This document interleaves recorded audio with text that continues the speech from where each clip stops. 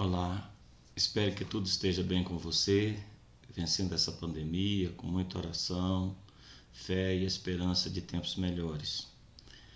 Neste módulo introdutório à disciplina Ecumenismo e Diálogo Interreligioso, ou Diálogo Ecumênico Interreligioso, veremos sobre a realidade das divisões no âmbito do cristianismo, evidenciando a necessidade do diálogo entre as igrejas, a fim de se alcançar aquela unidade desejada por Jesus em João 17:21, que é exemplo da unidade dele com o Pai, que todos sejam um. Um breve olhar no cenário do cristianismo na atualidade, nós veremos que se trata de uma religião dividida, com acentuado pluralismo eclesial. Eu uso aqui o termo pluralismo eclesial para evidenciar a pluralidade de igrejas que tem no âmbito do cristianismo, que também tem o termo pluralismo religioso para se referir à pluralidade de religiões. A nossa disciplina trata das duas coisas, do diálogo ecumênico e do diálogo interreligioso. Então, nesse momento, nós vamos estar vendo o diálogo ecumênico, depois que mais para frente nós veremos sobre o diálogo interreligioso. Então, quando se refere ao diálogo ecumênico, o pluralismo é um pluralismo de igreja, portanto, um pluralismo eclesial. E as divisões internas no cristianismo se acentuam cada vez mais devido ao advento aí do neopentecostalismo, que a partir da década de 70 irrompe com toda a força, no campo religioso brasileiro e no mundo inteiro, se tornando um fenômeno que ficou conhecido, não só essa inserção do neopentecostalismo no cenário religioso atual, mas também da nova era, do esoterismo, da autoajuda, de outras formas, inclusive filosóficas, que surgem aí como propósito de dar sentido à vida das pessoas. Então, esse neopentecostalismo que surge nesse bojo de todas essas expressões aí que a gente chama de retorno ao sagrado. Por que retorno ao sagrado? Porque antes passou um período em que, devido à secularização, devido ao descrédito da religião, do esvaziamento do sentido religioso no coração das pessoas, houve um retraimento da religião em relação à importância que ela representa para o indivíduo e para a sociedade. E agora volta com tudo. Então, o campo religioso, que é um espaço, quando fala campo religioso, é um espaço simbólico. Esse termo foi criado por um francês chamado Pierre Bourdieu, que ele analisa as religiões e ele vai dizer que o espaço ocupado pelas religiões na atualidade ele chama de campo religioso. Então, no campo religioso mostra que a religião está em toda parte, está espalhada por todo lado, assim como diz a socióloga francesa Danielle Révéleger, que a religião está por todo lado, espalhada. E o catolicismo está ali inserido nesse contexto, enquanto uma faceta ali do cristianismo, enquanto uma religião aberta ao diálogo. Sabe-se que o cristianismo é uma religião que ela é fundada na alteridade e no altruísmo, então por isso ela tem que ser aberta ao diálogo, porque Jesus não veio para salvar só judeus, só católicos, só protestantes, só os cristãos, veio para salvar toda a humanidade. Então, enquanto aberta ao diálogo, ela está aberta para dentro de si mesma, ou seja, entre católicos e protestantes, e também para além de si mesma quando se dá o diálogo interreligioso. Quando perguntado por que não aceitava o cristianismo, já que ele tinha assim, uma admiração muito grande pelo cristianismo, principalmente pelos ensinamentos de Jesus, Mahatma Gandhi vai responder: eu não rejeito seu Cristo, eu amo seu Cristo, apenas creio que muitos de vocês são bem diferentes do vosso Cristo. Então essa é a resposta que o Mahatma Gandhi dá. E de fato mostra claramente, a divisão dos cristãos é uma contradição, porque os discípulos de Jesus eram tão unidos que tinham tudo em comum, inclusive os bens materiais. E o que nós vemos no cristianismo hoje é que cada um está do seu lado, defendendo a sua confissão religiosa, com unhas e dentes, às vezes né, maltratando um irmão de fé, né, por pensar diferente. Então a situação do cristianismo na atualidade mostra que é uma religião dividida, multifacetada e desacreditada. Ou seja, o cristianismo hoje ele se apresenta sob várias faces. Nós temos um protestantismo histórico, temos um protestantismo de missão, temos um protestantismo neopentecostal, temos um catolicismo romano, temos um catolicismo oriental, temos um catolicismo ortodoxo. Então são várias facetas aí de uma mesma religião, que mostra ser uma religião dividida, né? E a história do cristianismo ela é maculada pela discórdia, por acusações mútuas, perseguições, ódio e até mesmo morte, como aconteceu principalmente na Idade Média, em que católicos foram mortos por protestantes e protestantes mortos por católicos.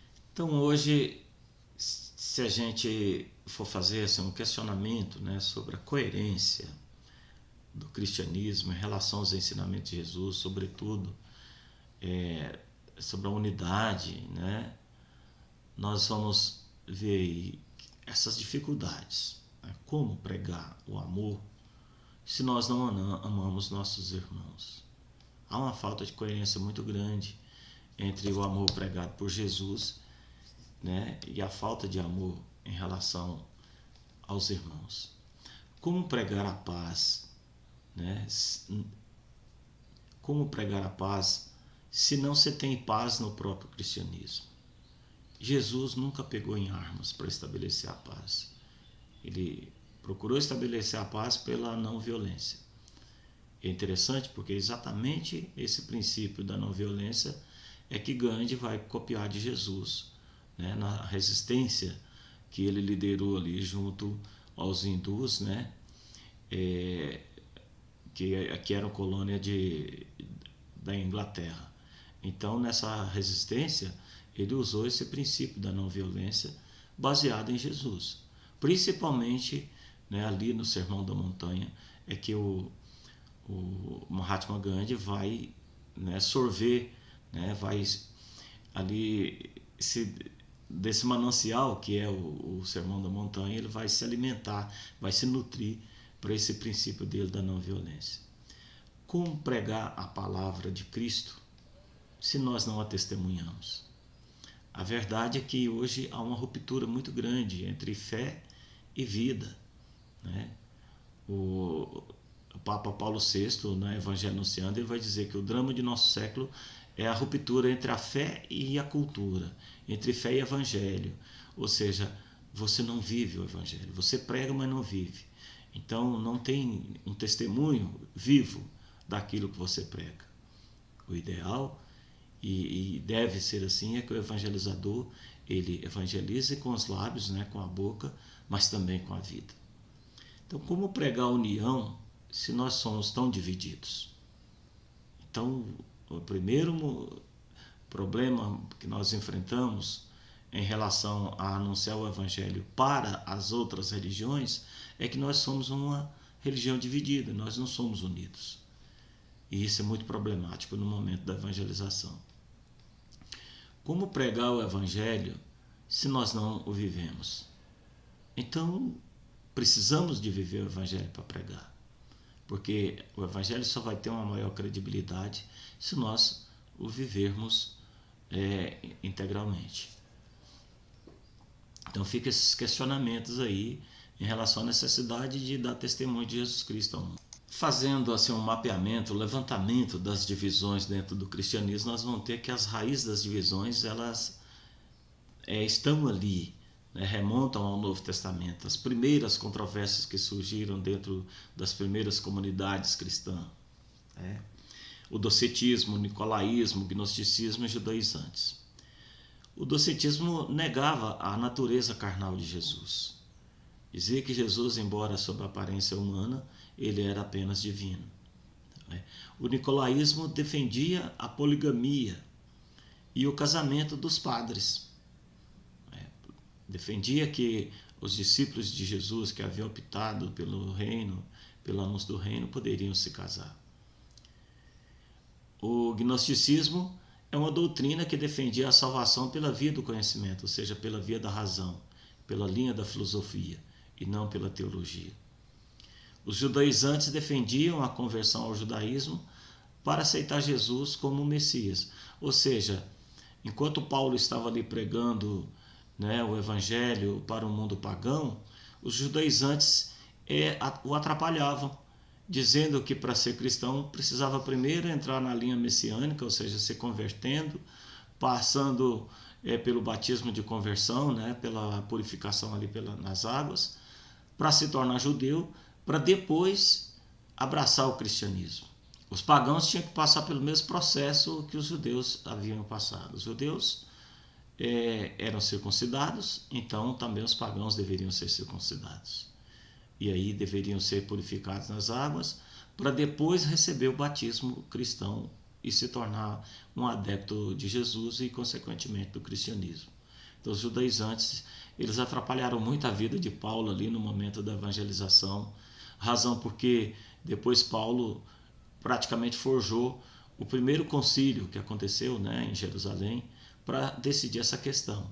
E ali foi decidido que Paulo continuaria anunciando o evangelho do seu jeito, ou seja, sem a necessidade dos pagãos passarem pela circuncisão, pelo batismo dos prosélitos, né, para ser batizado e ser cristão. Então,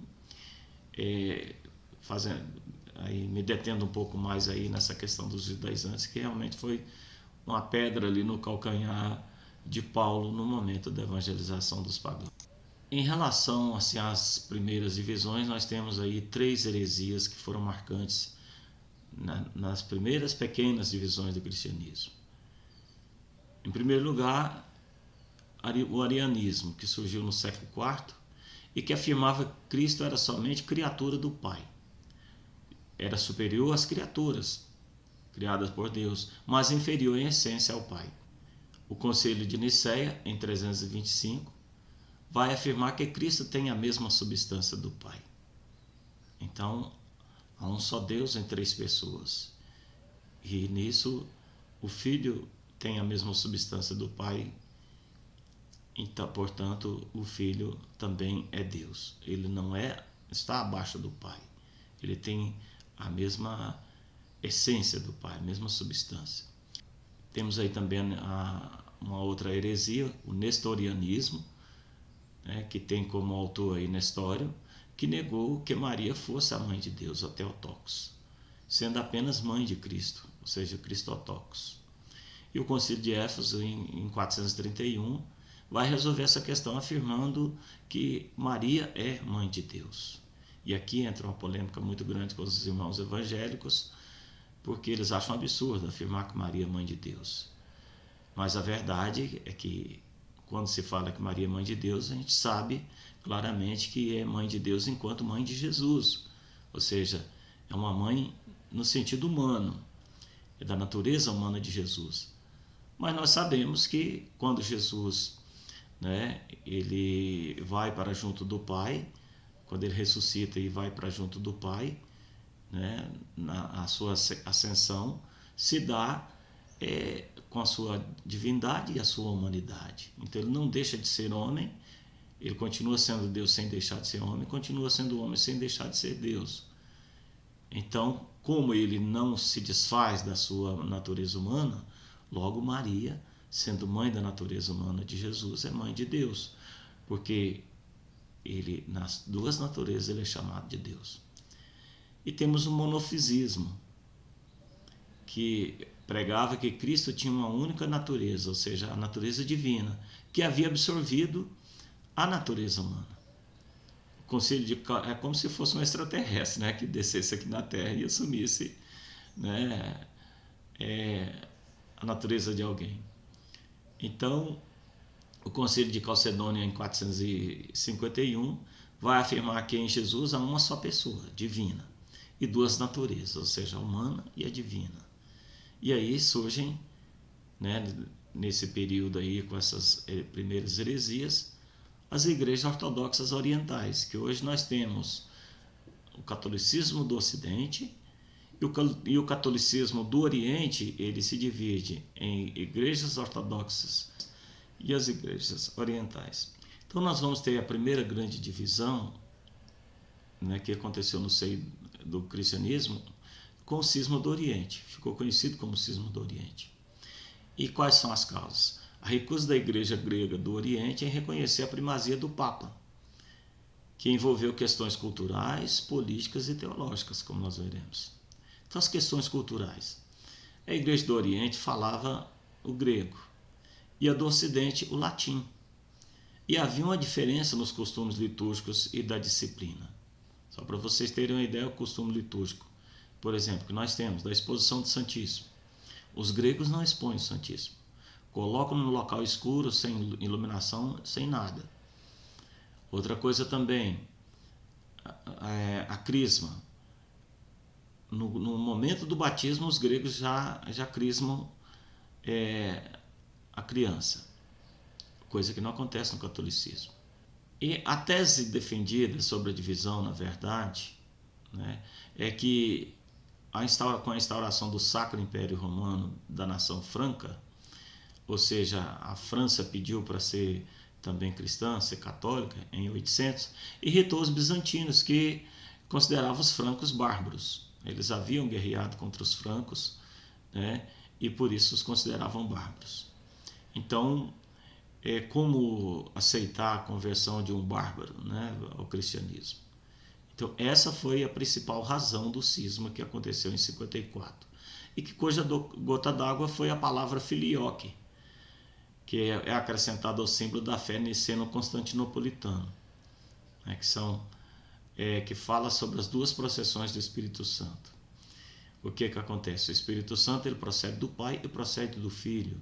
Para os gregos, e até hoje é assim, procede somente do Pai.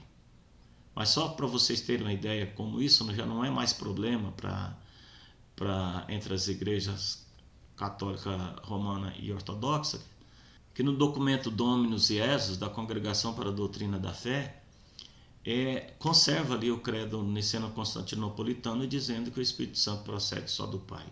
Isso para não ferir, né, esse princípio da Igreja Ortodoxa. A acusação dos bizantinos. A acusação dos bizantinos na época, que não era lícito retocar o texto dos concílios anteriores. Outras acusações é que o pão asmo ou pão fermentado na Eucaristia, e também o jejum aos sábados e o uso da barba, né, que é algo que até hoje os ortodoxos fazem uso e os católicos não necessariamente. E os católicos romanos não necessariamente. Então, a segunda grande divisão ela vai surgir, né, na Idade Média, com Martinho Lutero, né, ali em 1517, e teve como causas a fixação das 95 teses em latim a respeito do primado do Papa e de temas conexos, ou seja, temas relativos a esse primado. Então, a reforma de Lutero com suas principais teses. Em primeiro lugar, a justificação pela fé sem as obras. Martinho Lutero dizia que nós somos justificados pela fé e não pelas obras. É claro, evidente que a fé está em primeiro lugar. Mas você não imagina um católico vivendo só da fé sem as obras. Ou seja, sem o compromisso com a vida das pessoas, sobretudo sem o compromisso com os pobres. Então a Bíblia, como única fonte de fé, também é outra questão. Ou seja, só a Bíblia, só a Escritura, né? E interpretada livremente, ou seja, sem o auxílio de especialistas, de pessoas que entendiam de teologia e que sabiam interpretar a Bíblia. Só que nós sabemos, né, que essa interpretação livre aí da Bíblia é exatamente o principal motivo do protestantismo se ramificar tanto, se multiplicar tanto. A negação de intermediários entre Deus e o crente, ou seja, aqui é uma recusa completa em relação à questão dos santos, como mediadores, né? Vai se afirmar que há um só mediador, que é Jesus Cristo. De fato é. Jesus Cristo é o único mediador. Os outros são apenas instrumentos na mediação. Os santos são apenas instrumentos na mediação. E o protestantismo histórico, aí surge nesse período o protestantismo histórico, que os luteranos vai surgir a partir de Lutero, Os calvinistas, que é um movimento ligado a Lutero, que vai se separar dele, né? Foi criado por João Calvino, em Genebra, na Suíça. E depois nós temos o anglicanismo, que vai surgir com o rei Henrique VIII, mas não a partir do Lutero. Surge no mesmo tempo, ali na mesma época, mas por razões diferentes, né? Então nós temos aí que o rei Henrique VIII, ele, por razões, ele queria se casar com a cunhada, e o Papa se negou a autorizar esse casamento. E por isso ele rompe com a Igreja Católica de Roma. E aí vai surgir o anglicanismo na mesma época. Mas entra aí nesse mapeamento das divisões, né, nessa tipologia que se estabelece aí como um recurso de análise, ele entra como sendo parte do protestantismo histórico. E aqui nós temos uma disposição aí, né, de como se encontra o cristianismo hoje, né? Estou colocando aqui o cristianismo brasileiro, mas para vocês terem uma ideia da nossa realidade aqui, porque eu vou nomear algumas igrejas que não estão em toda a parte do mundo, que são próprias aqui do Brasil. Mas você imagina esse mapa aí como um mapa que em qualquer parte do mundo você for fazer, vai apresentar essas facetas aí do cristianismo. Em primeiro lugar, nós temos aí o catolicismo, né, que nós temos a Igreja Católica de Roma, que vocês veem que não tem nenhuma ramificação, embora internamente a Igreja Católica tenha várias expressões, várias formas de se expressar. Nós temos aí um neocatecumenato, nós temos os vicentinos, obras de Maria, temos congregados marianos, temos os cenaculistas, temos a renovação carismática, são várias expressões, mas dentro da igreja, ou seja, não rompe com a igreja. Então a Igreja Católica está aí. Se você for imaginar isso numa linha reta do cristianismo, assim, da história do cristianismo até os dias de hoje, a Igreja Católica é a única que continua ali em linha reta. Os outros se dividiram e se ramificaram. Então a Igreja Ortodoxa, que nós conhecemos por Igreja Ortodoxa ou Igreja do Oriente. Nós temos as ortodoxas do leste europeu, ali envolvendo a Rússia e a Grécia, e temos as ortodoxas orientais, que são aquelas que surgiram ali nos primeiros séculos, ali no século IV, no século V, né, que é a Igreja da Armênia, Copta, Síria e a Igreja da Etiópia. E no protestantismo, nós temos aí o protestantismo histórico, que é integrado pelos luteranos, anglicanos, metodistas, presbiterianos e os batistas, e depois surgem outras igrejas aí que a gente geralmente se conhece como protestantismo de missão, que é os adventistas, Exército da Salvação, Testemunhos de Jeová, né? Então essas aí compõem o protestantismo histórico. A Testemunho de Jeová, inclusive, o Exército da Salvação, que eu nunca esqueço, né, que tinha uma novela antigamente, né, chamada Vitória Bonelli, e que nessa novela tinha a Beth Mendes, ela era do Exército da Salvação. Então ela era ali uma missionária do Exército da Salvação. E nós temos aí no protestantismo essa ramificação aí do pentecostalismo. O pentecostalismo nós temos aí três ondas, que a gente chama na ciência da religião, né, essas etapas de formação do pentecostalismo, que foi um americano, que eu não estou me lembrando o nome dele agora, quem colocou como três ondas. É Paul Freston, o nome desse americano que estabeleceu essas três ondas do pentecostalismo. E, inclusive, eu tenho um artigo que mais ou menos eu faço um paralelo aí dessas três ondas do pentecostalismo dentro da Igreja Católica. Então, o pentecostalismo, nós temos um pentecostalismo clássico, que marca ali o surgimento, a vinda do pentecostalismo para o Brasil. Lembrando a vocês que o pentecostalismo tem suas raízes no início do século, bem no início do século, principalmente ali na rua Azusa Street, que é onde ele surgiu e se espalhou pelo mundo inteiro como um fogo no canavial, assim, uma rapidez muito grande, absurda, né, da noite para o dia. E veio dali a congregação cristã em 1910, que foi trazida para o Brasil, mais especificamente em São Paulo, né, por um protestante chamado Luiz de Franciscone. Depois nós temos a Assembleia de Deus, que veio para o Brasil em 1911, foi trazido para cá por dois missionários suecos, o Daniel Berger e o Gunnar Wingren. Foi trazido para o Pará e do Pará se espalhou para o Brasil inteiro. Isso é a primeira onda do pentecostalismo, que é que a gente chama de pentecostalismo clássico. E depois nós temos o deuteropentecostalismo, que em 1951 foi trazido para cá a Igreja do Evangelho Quadrangular. Para quem não sabe que igreja é essa, quando você está passando ali pelo Guará, próximo à Feira do Guará, tem uma igreja de lona. Eu não sei se ainda tem até hoje, não tem muito tempo que eu não passo por lá, mas deve ter essa igreja. São templos de lonas, né, como fosse um circo, que se estabelece ali. Essa igreja do Evangelho Quadrangular, ela foi trazida aqui para o Brasil. Quem fundou ela foi uma mulher, uma norte-americana, e ela foi trazida para o Brasil por um ator de filme de faroeste. Tem essa particularidade, como eu gosto muito de filme de faroeste, né? Então eu não esqueci desse detalhe. Não me lembro agora o nome do ator, mas foi trazido por um ator de filme de faroeste. E temos depois a Igreja Brasil para Cristo, e a igreja de maior expressão, Deus é Amor, do Davi Miranda. Quem não sabe, Davi Miranda, ele revolucionou o sistema de comunicações no Brasil ao fazer uso das rádios para evangelizar, né? E depois nós temos a Casa da Bênção, que tem um templo aqui em Taguatinga, do Doriel de Oliveira, que foi fundada no Rio de Janeiro em 1964.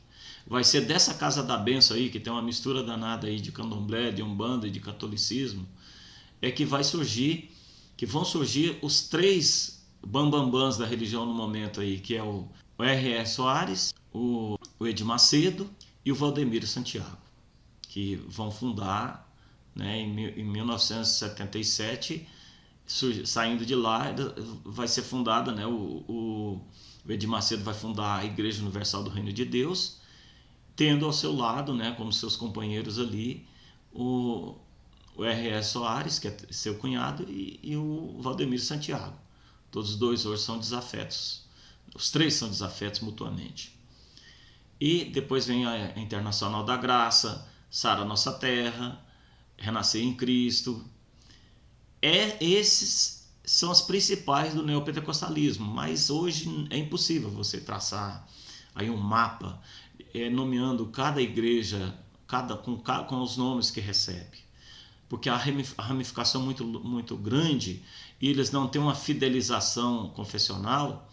Então, a cada instante tem um protestante discordando aí, um fiel discordando aí do seu pastor, e sai, coloca a Bíblia debaixo do braço, aluga aí um lugar que foi um boteco, que foi um comércio, alguma coisa assim, e ali ele inicia uma igreja neopentecostal, né?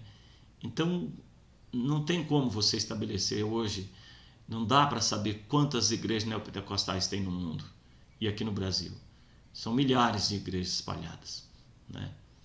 E depois nós temos aí aquela que, mais ou menos vou explicar para vocês o porquê que vocês vão ver aí. Igreja Batista Renovada, Presbiteriana Renovada, Luterana Renovada, Igreja Católica Renovada.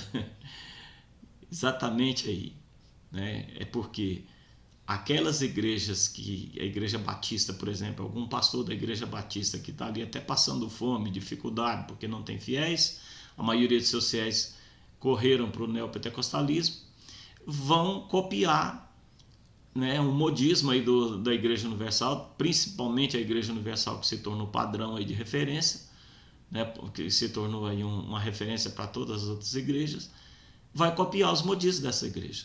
Vai instituir dentro da Igreja Batista, por exemplo, o dom de línguas, dom de profecia, dom de cura, essas coisas, né? A satanização da religião do outro, um proselitismo muito intenso.